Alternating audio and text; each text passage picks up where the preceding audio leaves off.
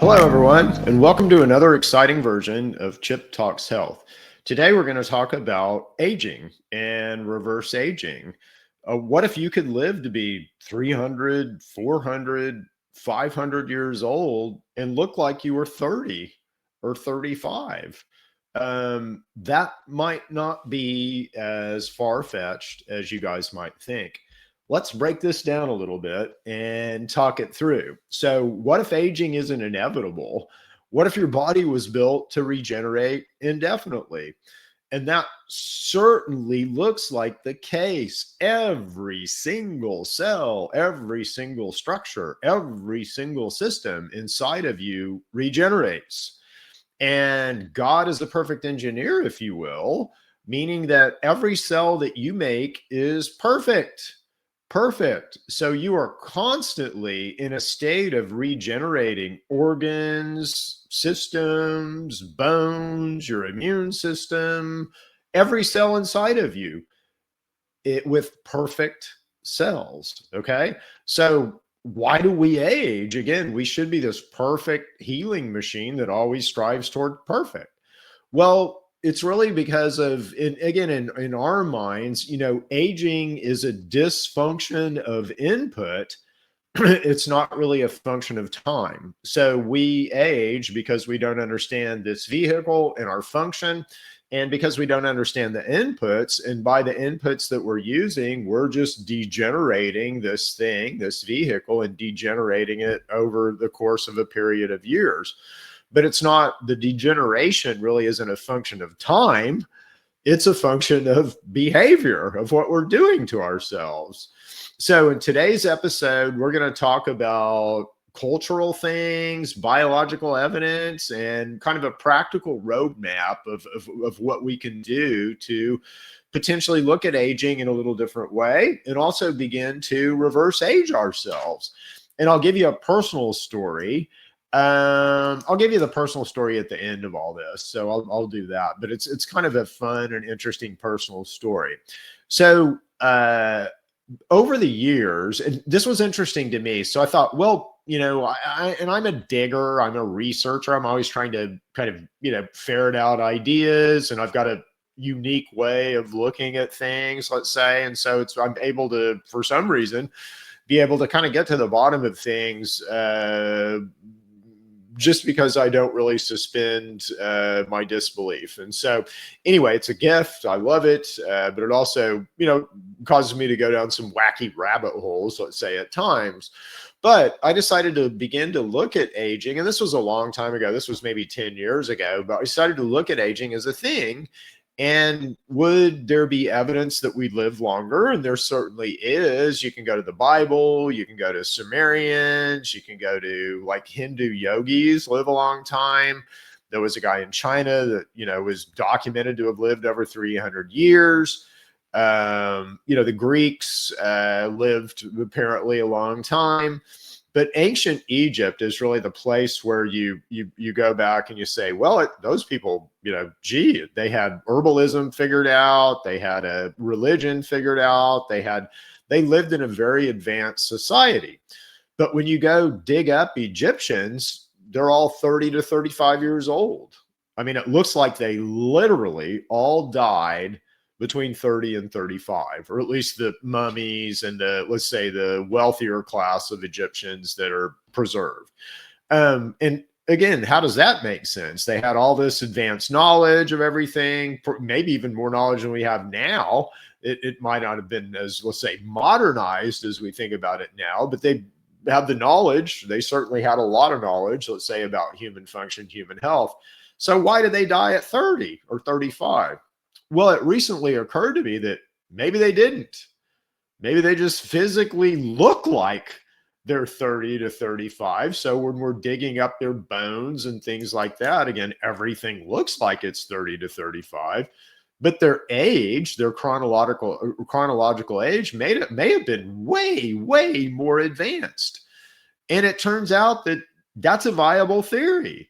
That if I provided you all the proper inputs, what would be about the age that would be optimal for our body to develop to and kind of stay at? Okay, so if physically, what would be about the right age for us to, be optimized, let's say? And it's looking like that's about 30 to 35 years old. So technically, these Egyptians that they're digging up could have been thousands of years old. They just physically look like they're 30 to 35. Kind of cool stuff, isn't it? So it's kind of a neat, different way of thinking about things. And, I think I'm right, which is also kind of cool. So again, why would this be the case? And why do we even need to think about this or consider this? It's like, oh, Chip, it's we born, we just stuff wears out over the course of our lifetimes, and we just, age and die because we're flawed and defective, and because of genetics, things are just going to wear out faster in certain areas than they do in other areas. That's not true. That's not true at all. Everything in you is always in a constant state of rebuilding, regenerating. Most human tissues regenerate very quickly. So like in your gut, you rebuild your complete gut tissue every 3 to 5 days. Okay. So if you're like, oh my gosh, my gut is so screwed up, I've got ulcers, I've got all this, horrible stuff going on in my gut. I've had H. pylori, I've had parasitic infections, I've had all this stuff. My gut will never repair. Yeah, it will. Every 3 to 5 days. Okay. So again, we just need to kind of get on proper behavior, and again, our bodies will regenerate, which is really cool. Our skin regenerates monthly. So every month we kind of grow new skin and completely kind of redo our skin. Our blood completely regenerates every 120 days. In fact, that's the whole principle behind an A1C test, is basically your blood is turning over every 120 days. So you're looking at those last red blood cells to see how glycated they are. And that's what an A1C test is all about. Our liver and bone and muscles are a little slower, but they're kind of months to years. Nerves are really the thing that regenerate the slowest. But literally every 7 to 10 years, we build a new body. Okay. So you build a new you every 7 to 10 years. Now, there's no reason why that new you can't be, let's say, physically about 30 years old. The only reason that it's not is because we don't have this figured out yet. We just don't understand all these variables. So again, why do we age? Why does this degrade, this physical system degrade? It's really because of faulty instructions and toxic inputs. I mean, aging is basically repeated cycles of miss regeneration. Okay. If we were regenerating properly, we'd all look like we were 30 to 35, which is really cool, right? So why is this happening? Well, it's mainly due to our immune system. And our immune system is really the hidden engine behind aging. Okay. And all of us are chronically inflamed right now. We have this chronic immune activation. We have this because of diet. We have this because we don't understand infections. If I ask you what the proper inputs are for you, you're not going to be able to tell me unless you're learned and studied, kind of the level that I am. If you say anything but fats and protein and, kind of vitamins and micronutrients, that's it. That's all you need. But again, we eat all of this crap. We eat all of these carbohydrates, which are basically sugar. We don't really understand our inputs, and we don't understand our inputs down to the point of, how much of each of the 9 essential amino acids should you have every day? How much dietary fat should you have? And of the 4 types of dietary fats, how should you balance those dietary fats? So dietary fats and proteins are essential. And again, we're just beginning to understand. It's not like the science isn't done here. The science has been done, since 1900 almost. I mean, we're learning new stuff all the time, but the science behind what's essential and not has been done for a long time, since, vitamins came out, right? But there's so many lies and mistruths because of money, because of big food and big pharma kind of pushing lies and mistruths into the system because they didn't want to change. or they didn't want to tell you the truth, or they want to keep you sick, or they don't want you to live very long, or, I don't know all the reasons. I just know there's absolutely a lot of crap, mistruth that's foisted on you every day. And again, my job, I feel like, is to try to, cut through that and tell you guys the truth about how you work, how you function, and all that. So our immune system is in this chronic, well, first of all, we misbalance omega-3 and omega-6 fats, which sets us up for, in the way that we're misbalancing right now, is we set ourselves up for inflammation and reactivity. And 80% of us die of an inflammatory disease because it puts a lot of stress on your system. It puts a lot of stress on your heart, on your organs, on, thyroid, on everything inside of us. Chronic infection does, and inflammation. It's a lot of work, let's say, to fight infection all the time. And so, if our bodies are using all of our horsepower to fight infection, we're not going to have much horsepower left to not age and to continue to regenerate properly. Our immune system gets tired. And when it gets tired, again, if you're constantly in this stem cell kind of reproduction and stem cells to try to fight infection and disease and all this, we begin to get some stem cell dysfunction, and basically stem cells mess up, and now they're not as robust as they should be, and they don't work as well as they should be. The other thing that begins to happen is we begin to get autoimmune diseases. So our immune system gets confused as to what is us versus what is not us, and it begins to attack our own tissue systems. This only happens with a lot of noise, right? With a lot of static, with a lot of infection and inflammation. And the last thing is that our immune system gets misaligned. So we lose the ability to basically communicate across our body. And so our immune system doesn't know what's most important to repair. It forgets to repair things. It fails to repair things. And that's when we really get into, functional aging, just because our repair systems aren't working the way that we should. And so those cells, die off, and those systems die off, and we age because of that. But that isn't a failure of the systems. Those systems are always trying to regenerate, rebuild, revitalize, and become anew, let's say. It's a resource. It's an environment. It's a caustic environment is going to create a less than optimal output. And that's exactly what's happening inside of us.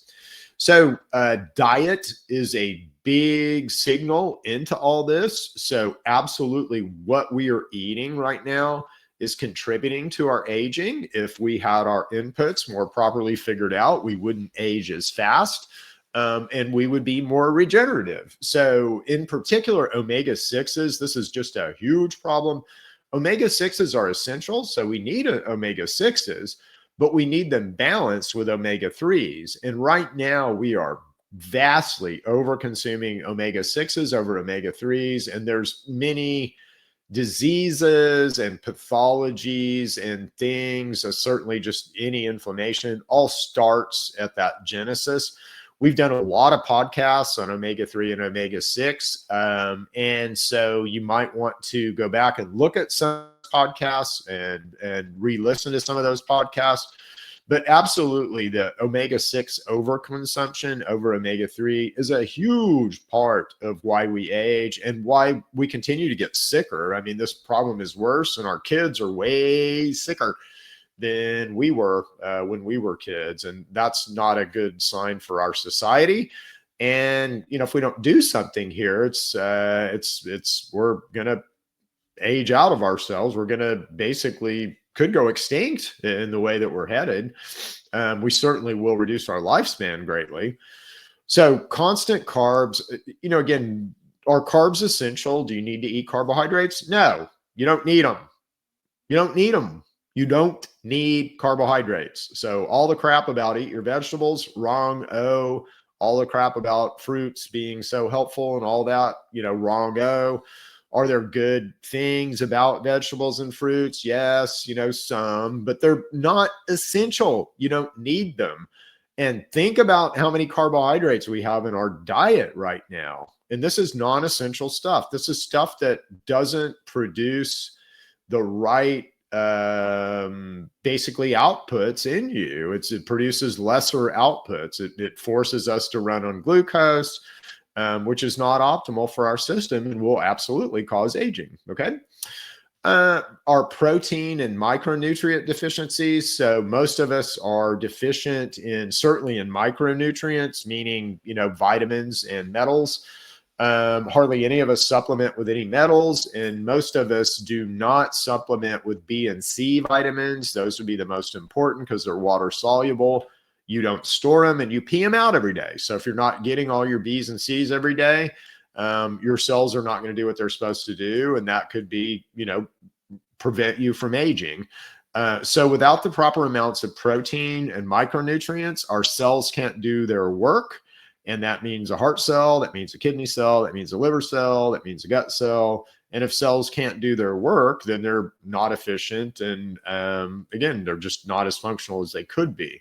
So aligning basically our micronutrient inputs and our vitamin inputs and our protein inputs create cells that have everything that they need to function. And again, a cell isn't just going to break on its own. God is a perfect engineer.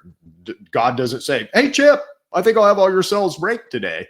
It doesn't work that way, right? It takes an insult. It takes something, infection usually, but could be environmental, for a cell not to do its work. A lack of resources certainly will cause a cell not to do its work. So our modern eating patterns, what we're doing right now is literally an anti-regenerative instruction set. So we're telling our bodies not to regenerate. We're instructing our bodies to age by our behavior. You're doing it to yourself is what I'm saying. And by our lack of knowledge and lack of understanding about all this, we're literally aging ourselves, which is interesting, isn't it? So there is a rhythm here. There is a rhythm, let's say, to our inputs, to how we eat and kind of the things that are necessary for us. And we've lost that rhythm. We've completely lost that rhythm. And part of that rhythm has to do with fasting and intermittent fasting. So let's just say eating frequency. Now, here's some facts for you. You can go 40 days, 40 days without eating. Eating is by far and away the most consequential thing that we do to ourselves every day. So when you eat, you stop whatever your body is trying to do at that time and you focus on that food. Your body goes into a lesser state because it takes a lot of work to mess with food. And for 5 hours, you're in kind of a low gear, where functionally you're in a low gear because most of your energy is really focused on dealing with the food that you just ate. So if we eat breakfast and then about the time we're getting ready to, let's say, pop back up to a normal state out of a food processing state, which is a lesser state, a weakened state, our immune system is less, we're storing fat, we're making cholesterol, we don't have any way to fight cancer when we're in a fed state. So it is a lesser, way lesser state. But if you eat breakfast, again, you're going to wake up in an optimal state and you're going to eat breakfast and go into a lesser state. And then about the time you're getting ready to pop back up into that optimal state, you're going to eat lunch and fall back into that lesser state. And then about the time you're going to pop out of that into a more optimal state, you're going to eat dinner and be in that lesser state again. So most of us, by our behavior, and again, it's okay to eat 6 small meals and drink your energy drink and eat that donut and all that. So by our conditioning and behavior, most of us are living in a greatly lessened state called a fed state. If we could begin to understand the ramifications of our eating frequency, like if we could intermittent fast, so begin to eat, let's say, 1 meal a day, and on some days not eat anything. Why do you need to eat every day? There's nothing in your physicality that says you need to eat every day. You can get enough, you could eat every other day and still get plenty of nutrients, not starve. Not be in a lessened or degraded state, actually probably be in a little bit better state. And in fact, you could eat every 3rd day. I am a Chickasaw Indian. I am native by heritage, and I'm very proud of my native heritage. But our people, my Chickasaw people, we didn't live in teepees. We didn't eke out an existence on the plains. We weren't dirty and we weren't, barely making it. We lived in cities. We had a robust lifestyle. We had communities. We had a social system. We had education. We had knowledge. We had schools. We had all kinds of stuff. And we were a pretty advanced, let's say, civilization, even back in the 1700s. But we ate one meal a day. So you'd only eat once a day. And some days you might skip that meal if it was a ritual time or something like that. In the history of the United States, so we used to have days of fasting and celebration where all across the country we would fast and celebrate as a way to kind of, celebrate. So fasting has been a kind of a godly part of our existence and a godly part of our societies for a long time. But we've lost that, and we now eat way too frequently, which hurts us. Okay, it hurts us, and ancestrally we fasted because of scarcity of food, and today we're constantly overfed.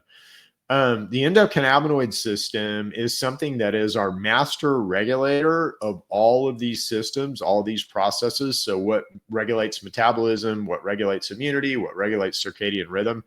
It's all the endocannabinoid system. And again, we're losing the beat basically because of our lack of understanding of how we work. We're creating a lot of static, inside of us. And this makes it really hard for the endocannabinoid system to kind of keep that master regulatory and master conductor type role. If he can't talk to a system, how's he going to be able to cue that system or conduct or basically, guide that system into what it's supposed to do? If it's so staticked out with infection that he can't talk to it, then again, that system will just go into default. And that's what happens under chronic stress is our cellular systems, they won't be able to communicate with a bigger picture anymore. So they won't be dynamic and they won't be guided, by the bigger picture. They'll just be cut off. And when they get cut off, they go into default mode. When they lose communication with the ECS in the bigger picture, cells will just go into default mode. And so, for instance, like with a fat cell, default mode is storing fat and running on glucose, which will trend you toward type 2 diabetes. And literally the very definition of type 2 diabetes or obesity would be that adipose tissue has lost communication and lost that coordination with the rest of all of your bodily symptoms, and those cells are now in default mode. So super important to understand all this stuff, super important to understand how your body is working, how cells react to calms, let's say, from the endocannabinoid system, what they do under stress, how they do go into default mode. But this all has to do with aging. And again, if you have good calms throughout your whole system, if your endocannabinoid system is able to manage and connect and regulate every single cell in you, that's optimal. That is optimal. And again, we look like a different cat. We look like we're 30 to 35 years old, and we might be 150 years old in reality, which is kind of cool. So what else about this? Well, our environment is basically aging us, right? So it's not any failing inside of us. It's our understanding, our knowledge base, and our environment. So electromagnetic fields, like your cell phone, like stuff that's all around us, cause a lot of mitochondrial stress. And again, this causes signal breakdown. This causes signal breakdown in these comms that our body is trying to do. So if you think about our car, does the computer in your vehicle, let's say, need to understand your engine and how your engine is performing? And does it need to understand that in relation to valve pressure and how much oil to put in there or how much gas and all that? Yeah. And is there an optimal that can happen if all of those comms are happening, in the way that they should? Yes. In fact, you should get the best gas mileage possible if you can kind of put the right fuel injection into the engine and manage the oil and all that perfectly. But if you don't have that feedback, if you don't have feedback on oil and what's oil doing or how much gas or the efficiency of the explosion, so to speak, in your engine, then you're going to be a lot less efficient. And that's exactly what happens inside of us, is that because of this static and noise, our endocannabinoid system loses connection. So basically the main computer in your vehicle loses its sensory array and is trying to tell, the engine and the valves and the gas and all that what to do.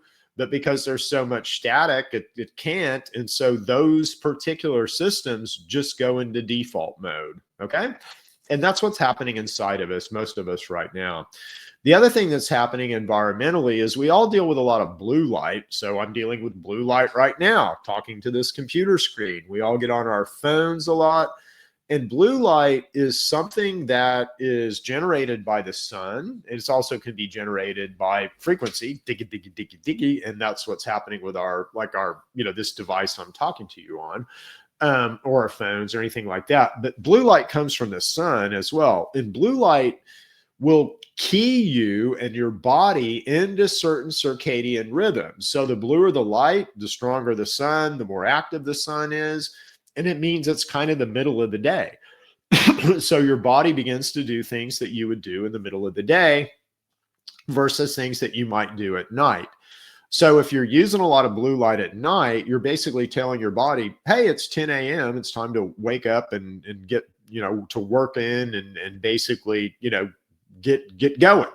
And that's not really the comms you want to send to your body at 9 or 10 o'clock at night, right? So you want to send to your body some nice time to relax type signals and nice time to calm down and go into sleep type activities.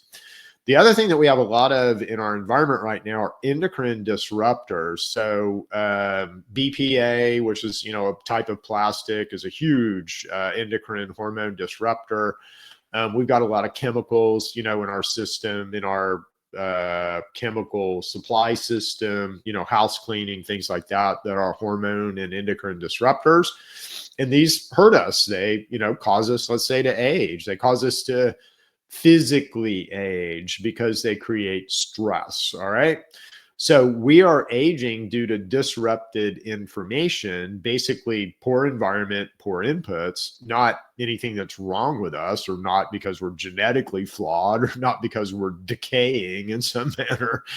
So the big idea here is that aging is reversible. All right. It's a reversible dysfunction inside of you. So you're not designed to fall apart. You're not really designed to age at all. You're designed to heal, regenerate, and always sort of come back to perfect.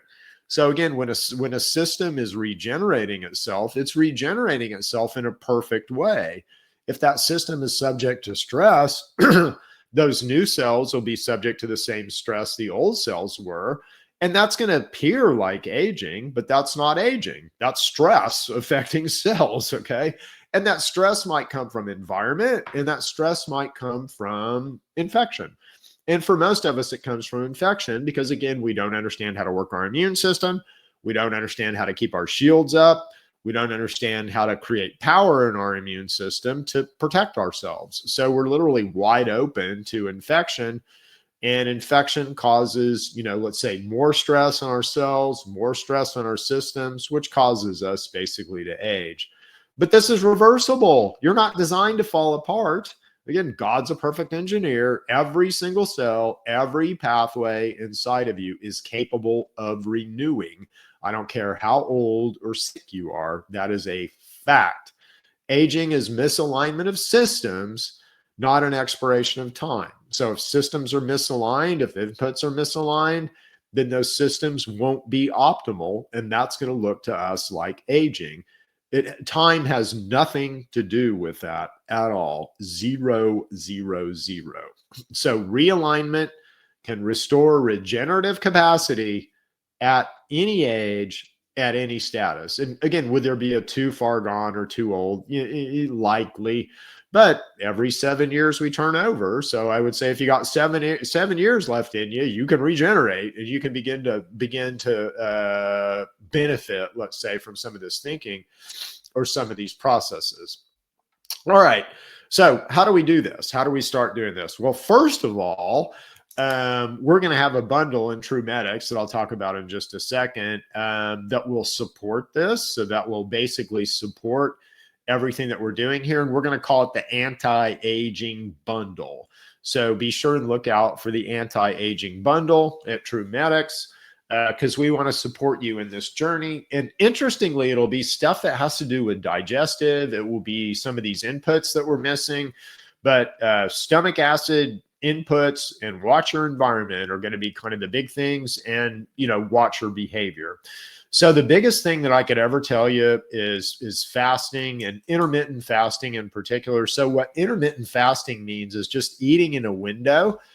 So today I'm going to eat between noon and 8 p.m. And that window needs to be, let's say, 8 hours. It certainly needs to be less than 12 hours. And ideally, it should be 8 hours or less. No one is trying to get you to eat less with intermittent fasting. In fact, you can eat more food than you do now. Just pack it into that window. Okay. So it's more about controlling our eating frequency and trying to get that to be 1 to 2 meals a day rather than meals spread out all throughout the day, because we go into a degraded state when we eat and we stay there for 5 hours. So again, in a perfect world, we stay in this optimal state, but we do this by intermittent fasting and fasting itself. But with intermittent fasting, you're not denying yourself anything. So it's a good way to start, and you begin all the machinery and everything that you would with fasting with intermittent fasting. So something that anyone can do, and we really encourage you to do this. Intermittent fasting has been shown to heal people from type 2 diabetes, to do all kinds of, let's say, regenerative, anti-aging type things. So nutrition is super important. Again, you wouldn't put sugar in your car and expect it to run well. Similarly, we can't put poor inputs into us and expect ourselves to not age and run forever and reverse age even.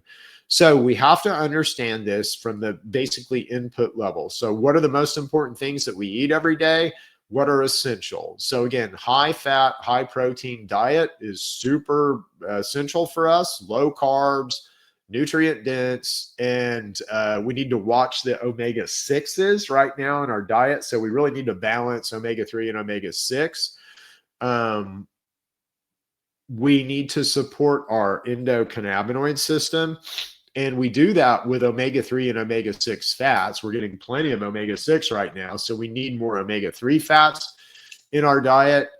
Supplementing with CBD is a really, really good thing that's very, very helpful.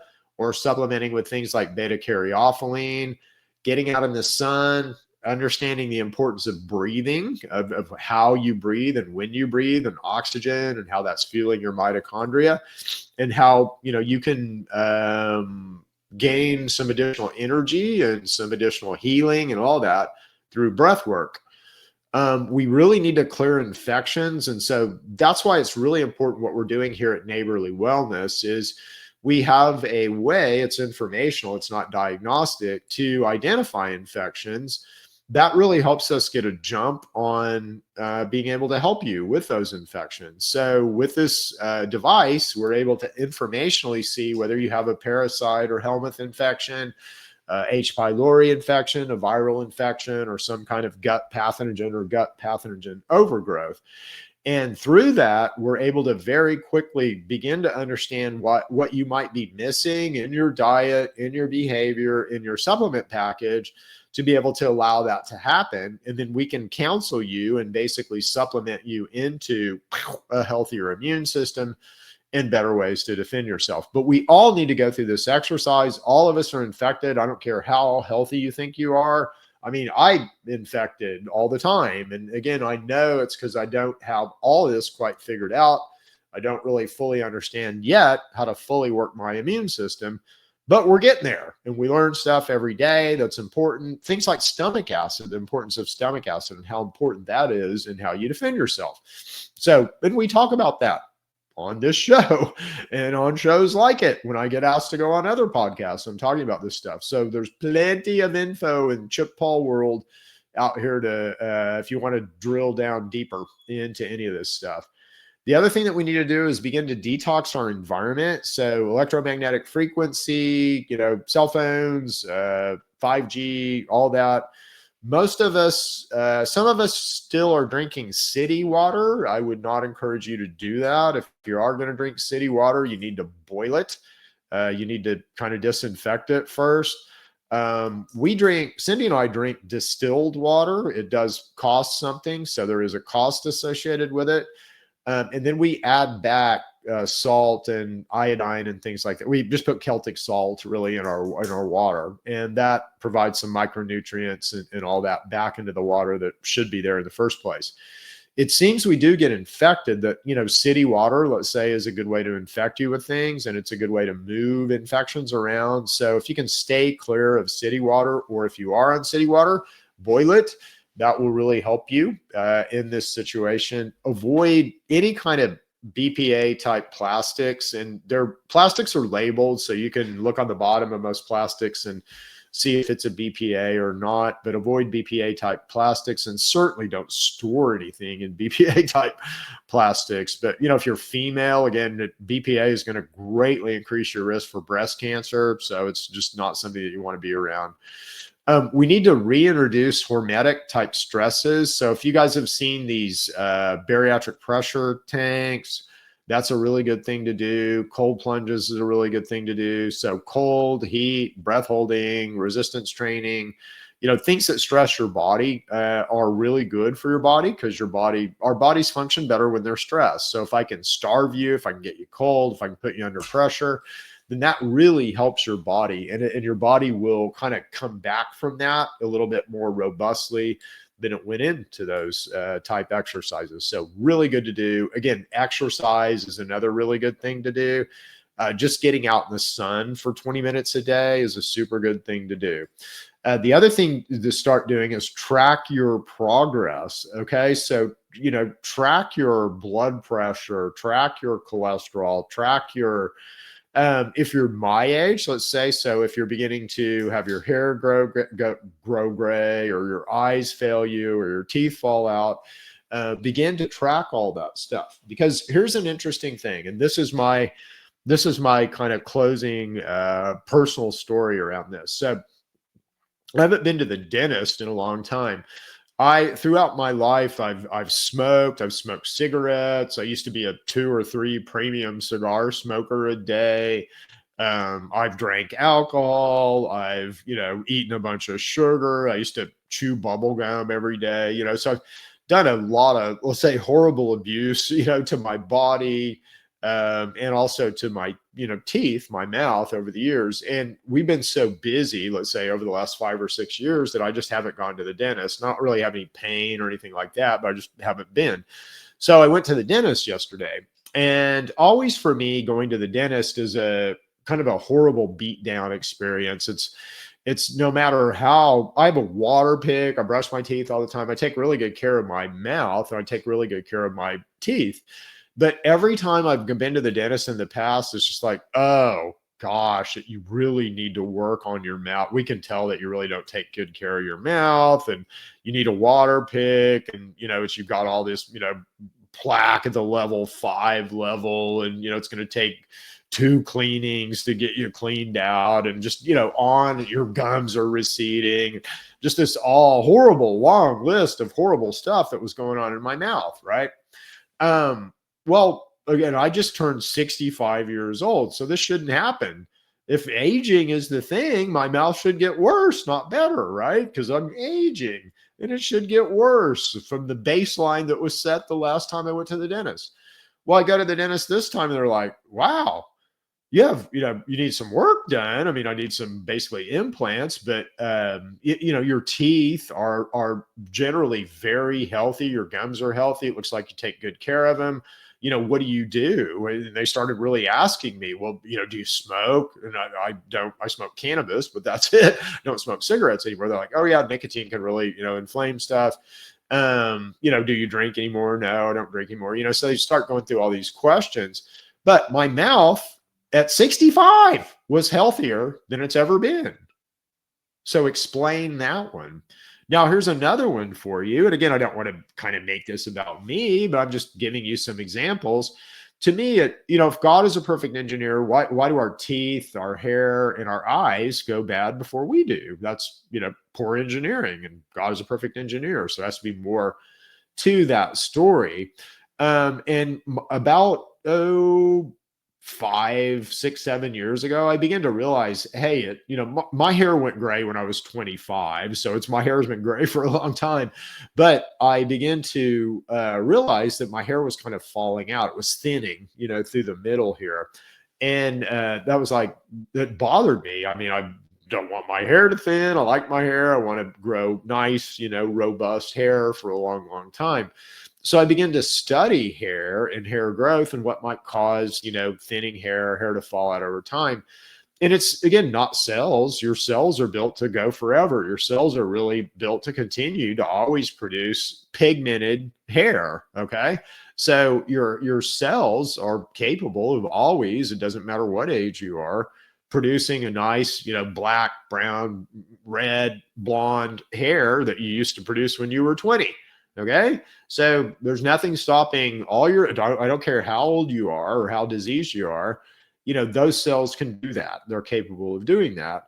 But understanding what stresses they may have, understanding, why they're not kind of talking to the big picture, and why would they begin to produce non-pigmented cells that had a lot of hydrogen peroxide associated with them, or to basically quit growing hair. That's got to be a stress. That's not aging, because those cells are capable of always kind of turning back on and regenerating. But I wanted to prove that to myself. And so, I am growing. So through the kind of all over my hair, but my hair is much darker than it was 5 years ago. So I'm growing, dark pigmented hairs again. And I'm also growing hair in places where I wasn't able to grow hair before on my scalp, which is really interesting. So I had this alopecia kind of thing going on, and now I'm growing hair in that alopecia area. So all that to say that, again, regeneration is possible. Could somebody who's 65 go back and change their physicality to look like they were 30 to 35? Yeah, that can happen if we get all this figured out properly. And, again, we're close to doing that, certainly in theory, maybe not in practice yet, but we're certainly close to doing that in theory. There'll be a white paper associated with this. So if you want to dig into this a little bit more and better understand aging, or, have a reference, let's say, to drill into any of these topics more, there'll be a white paper associated with this. And check out our anti-aging TrueMedX bundle. It'll be up on the website by the time this podcast comes out. It will really help you fight aging. It will really help you begin to regenerate yourself and regenerate a lot of these systems, and certainly have these systems work better, work longer, give you a better quality of life, help you live longer, all that kind of stuff. Anyway, we'll see you back next time for another exciting version of Chip Talks Health. See you guys. Bye.